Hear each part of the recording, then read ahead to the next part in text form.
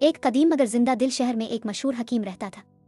लोग इसे सिर्फ इसकी दानाई ही नहीं बल्कि इसके नर्म लहजे, गहरी बसीरत और आजिज़ी की वजह से भी जानते थे। इसका एक जवान बेटा था जो इबादत का शौकीन, बाकायदा नमाज पढ़ने वाला और ज़ाहिरी तौर पर निहायत नेक नज़र आता था। हकीम अपने बेटे से बेहद मोहब्बत करता था, मगर उसकी तरबियत में वो सिर्फ इबादत नहीं बल्कि अखलाक और दिल की सफाई को सबसे ज़्यादा अहमियत देता था। एक रात फजर से कुछ पहले हकीम ने नरमी से अपने बेटे को जगाया। ठंडी हुआ चल रही थी, आसमान पर सितारे अभी तक जगमगा रहे थे। बेटा फौरन बेदार हो गया और वुजू के बाद दोनों बाप बेटा खामोशी से मस्जिद की तरफ रवाना हो गए। रास्ते में पूरा शहर अजीब सन्नाटे में डूबा हुआ था। गलियां खाली थीं, दुकानें बंद, दरवाजों पर खामोशी का राज था। सिर्फ उनके कदमों की आवाज़ और कभी कभार किसी परिंदे की हल्की सी सदा सुनाई देती थी। मस्जिद पहुंचे तो देखा कि चंद ही लोग सफ़ों में खड़े थे। बाजमात नमाज अदा की गई और मस्जिद की फ़िज़ा खुशू और खुजू से भर गई।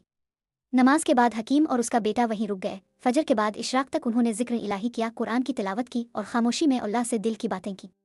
वक्त जैसे ठहर सा गया था। जब सूरज पूरी तरह निकल आया और इशराक की नमाज अदा हो चुकी तो दोनों मस्जिद से बाहर निकले। अब मंजर बदल चुका था। वही शहर जो फजर के वक्त खामोश था अब जाग चुका था।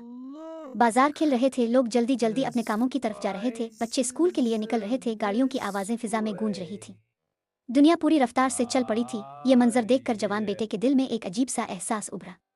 इसने अफसोस और कुछ गुरूर मिले लहजे में कहा, अबू जान, देखें कितने बदनसीब लोग हैं।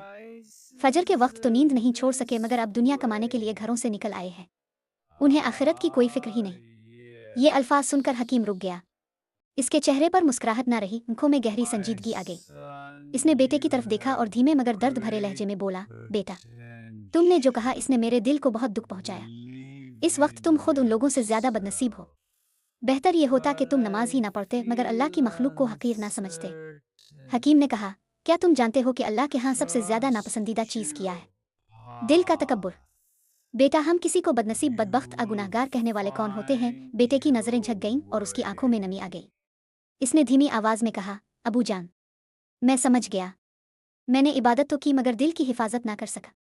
हकीम ने मुस्कराकर उसके सर पर हाथ रखा और कहा, बस बेटा, असल इबादत यही है कि दिल नर्म रहे, नज़र झुकी रहे और किसी को अपने से कमतर ना समझा जाए। इस दिन के बाद वो जवान न सिर्फ नमाज का पाबंद रहा बल्कि हर इंसान को एहतराम की निगाह से देखने लगा।